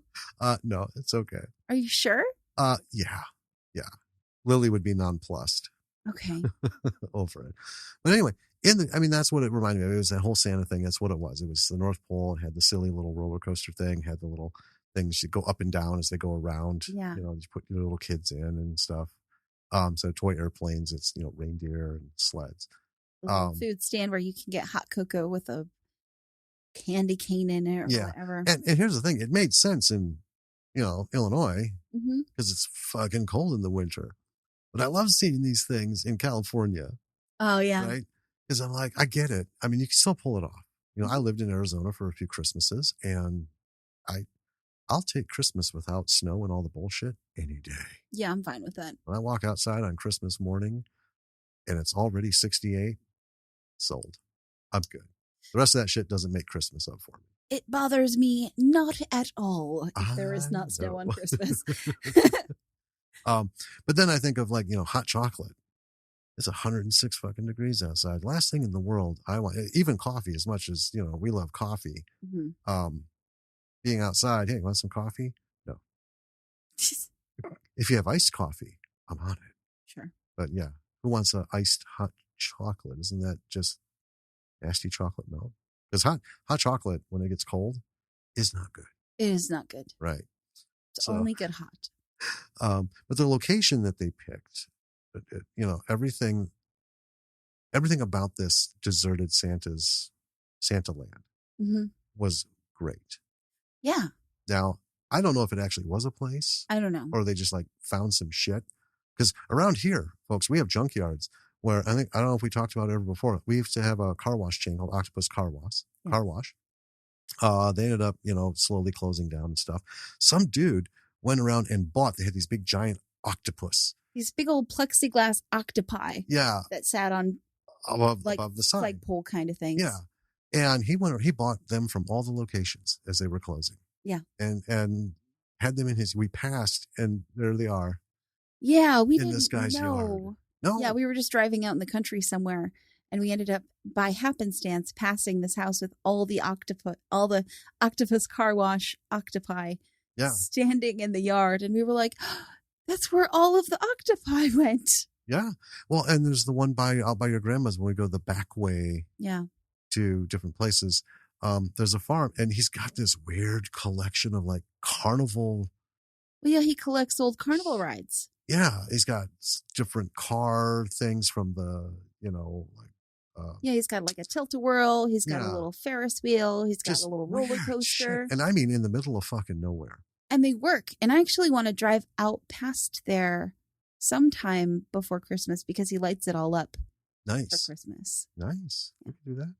But anyway, if we were location shooting for an eerie fucking place, that would be it. Why? Because it's all this weird shit in the middle of nowhere. It's true. And it would be ideal. So, folks, if you're in Wisconsin, send us an email. If you're like, hey, yeah, I want to make a horror movie and I was looking for locations and that sounds good. Hey, we'll hook you up. Because it is creepy as shit. Not as I love it. I think it's really cool. Not as creepy as that weird fucking place we found for the popcorn ducks. The popcorn duck story. Yeah, where actually whole sections of buildings or these houses were gone. And people were living in them with literally no back wall to the fucking house. Wild. We're watching them watching television, eating, like it was a stage set. Yeah, it was very weird. And so uncomfortable. It felt very much like, so we were on a drive out somewhere and there was a sign that enticed me to go and figure out what was going on because the sign said popcorn ducks. And I was like, well, what does that mean? Yeah. And we had fun talking about it. What are we going to find? What are we going to find? Are they like ducks made out of popcorn? Are they little tiny ducks? Is this some sort of like breeding thing? Yeah. Full-size duck is about the size of a golf ball. Yeah. Well, it turned out to just be popcorn and also ducks. Yeah, but the way the sign was, right? Yeah. It said popcorn ducks. Mm-hmm. So it wasn't like there was a bunch of shit on there and we just like paired it up. It literally said, come see, No, it just said popcorn ducks and there was an arrow. Oh, yeah. And that was the whole sign. And we were like, yes, please. Well, and that led us on a long back road, twisty turny thing. Yeah. And then we ended up in this place where, the houses had no back wall and like they were run down, ramshackle. And it felt like we had stumbled into The Hills Have Eyes. Yes. But that was after we found the place that had popcorn and ducks. Right. And we got up there and I was about to pull in the driveway. I said, I don't know. And I agreed with you. And so then we cranked the wheels over and just kept going. It was so eerie. That was Texas Chainsaw Massacre. It was creepy. And then we drove up a bit over this little hill. And then I'm like, God, what's up with all those fucking houses? Did they like bring all those houses out here? Because it looks so weird. And then there's a road, right? Mm-hmm. Just before him. And we turned. And that's when we saw this. And I'm driving. And I'm like, are there whole fucking sections of those houses missing? Yep. I slowed down. I look. I'm like, okay, we gotta go. They can see us. I'm like, we gotta get out of here. This is where the car breaks down for no reason, and then you find yourself in a horror movie. And it was very horror movie like because there was nowhere to turn around. Nowhere. Because on both sides of the road, the shoulder was like 8 feet below the fucking pavement. And the road was super narrow. Yeah. So you couldn't execute a Y turn very well. No. And I'm like, well, I don't want to get stuck trying to jimmy this fucking truck around. So we finally drove like a couple miles. Yeah. And found a space where we could just whip around. And then we're like, we got to drive back. I mean, we could have GPSed our way out of there, but folks, that's part of the fun of life. Turn that fucking thing off.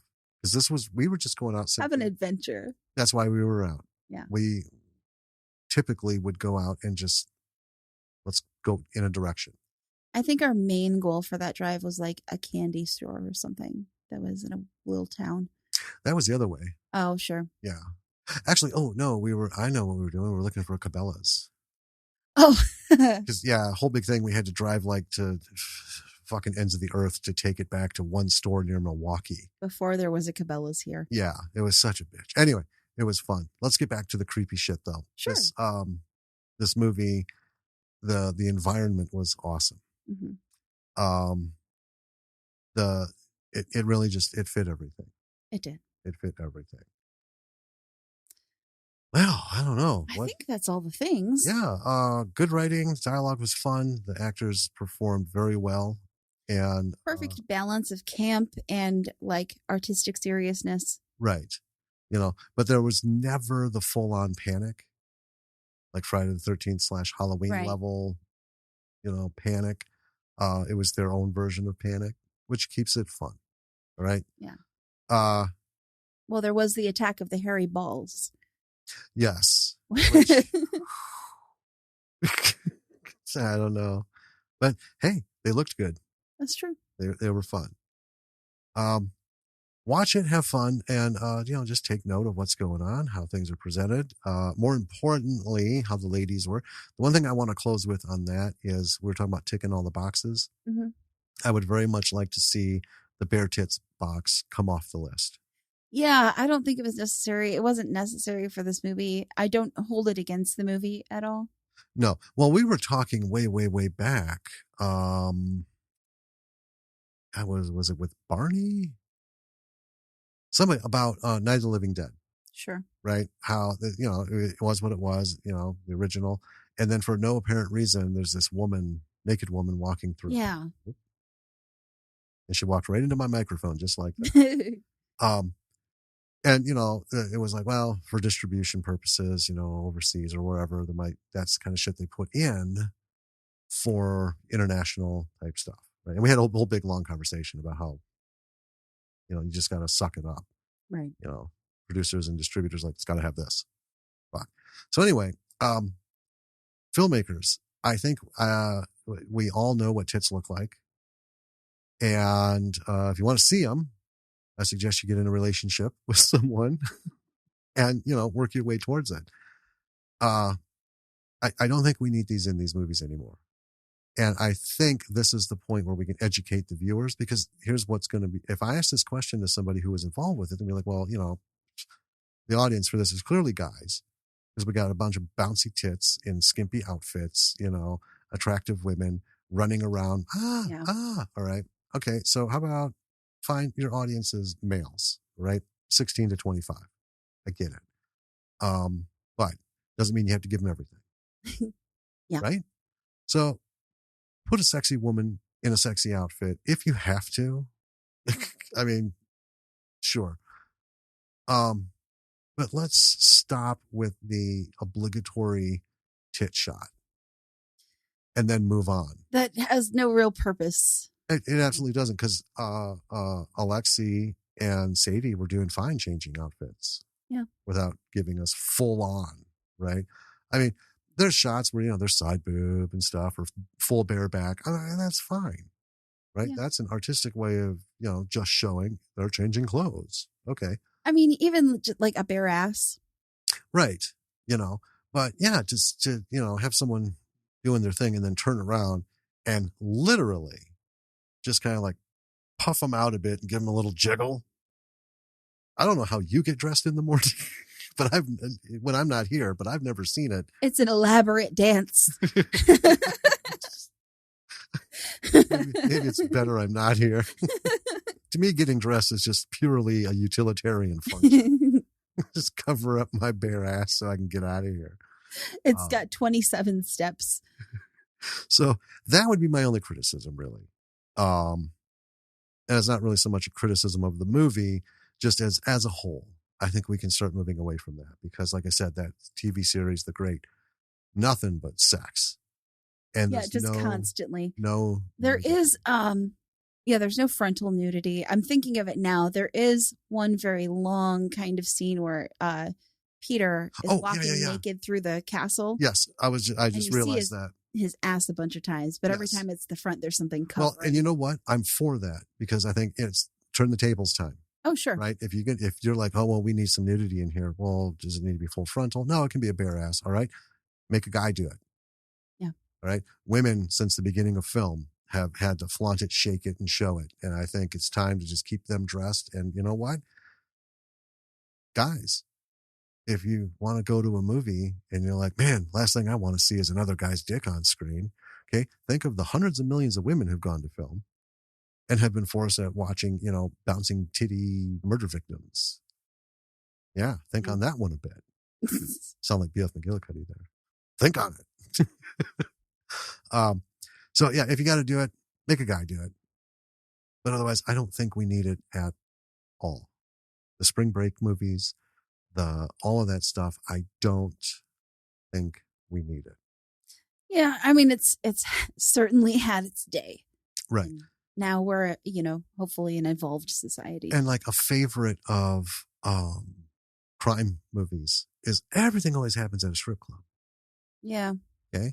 And here's the thing. I get that that's like really true in a lot of things, but here's the thing. All you need to do is see the sign, see him go in, hear the music, have a blurry girl in the background, and she can still be in her bikini, right? And we don't even see anything, even if she was fully nude.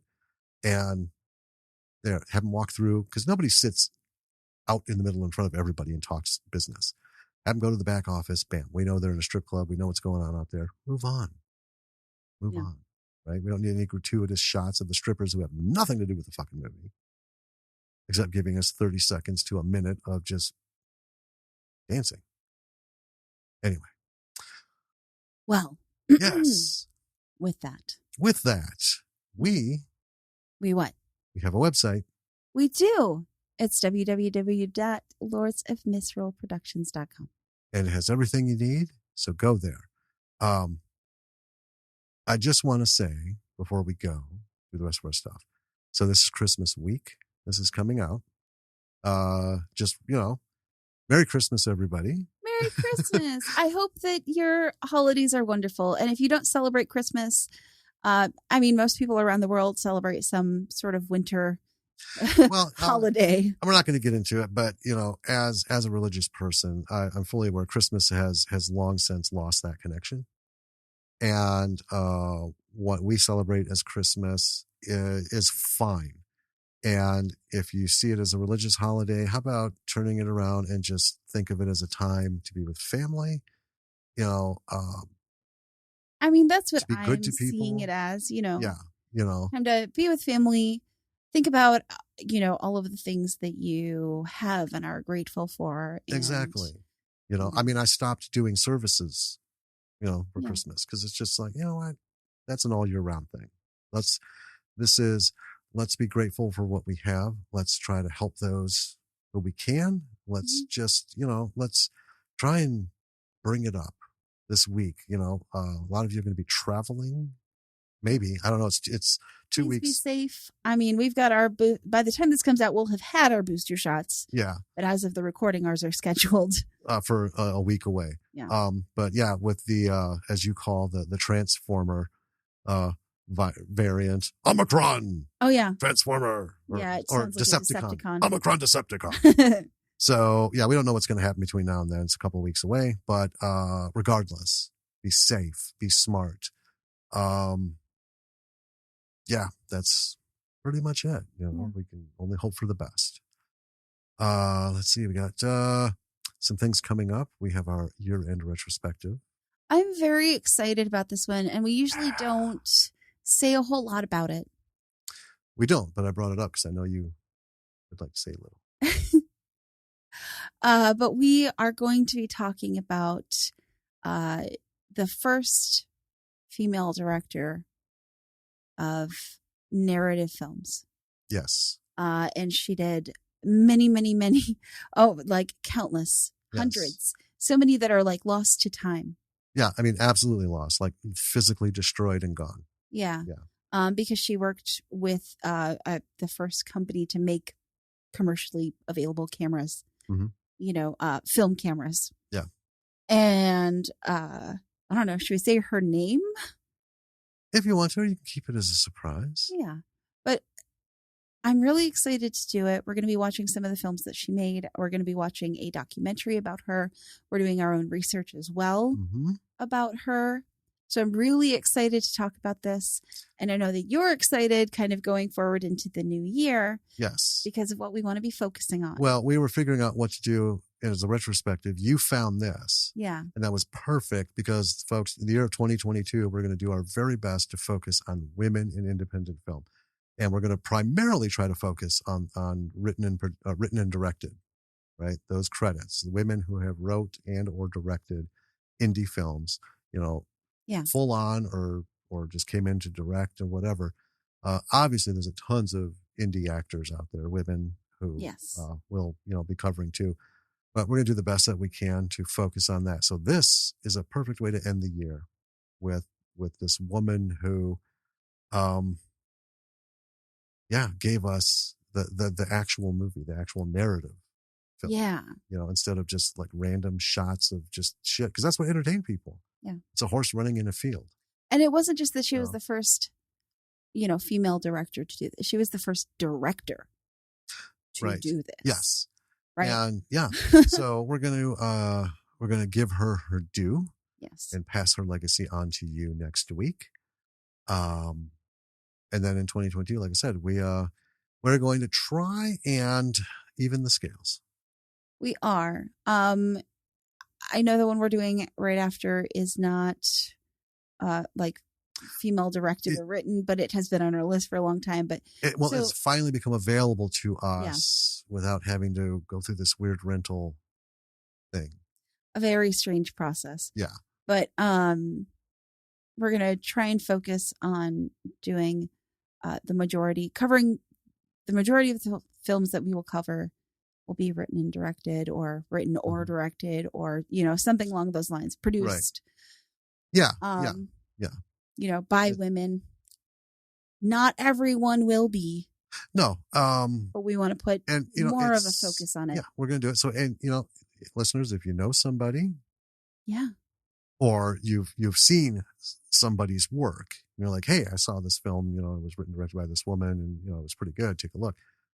Shoot us an email. It's on the website. You got 2 to choose from. We don't care which. We get them all. Right? Either info or podcast. Let us know. You can even reach out through social media. All that shit's on there too. Let us know and we will be more than happy to bring it into the light of day. And that's our goal. 2022. Yeah. All right. Well, kids. Yep. That's it, B-siders. Bye. No, I'm just... Until next time, this is Danny. And this is Jim. We'll catch you next week. Bye.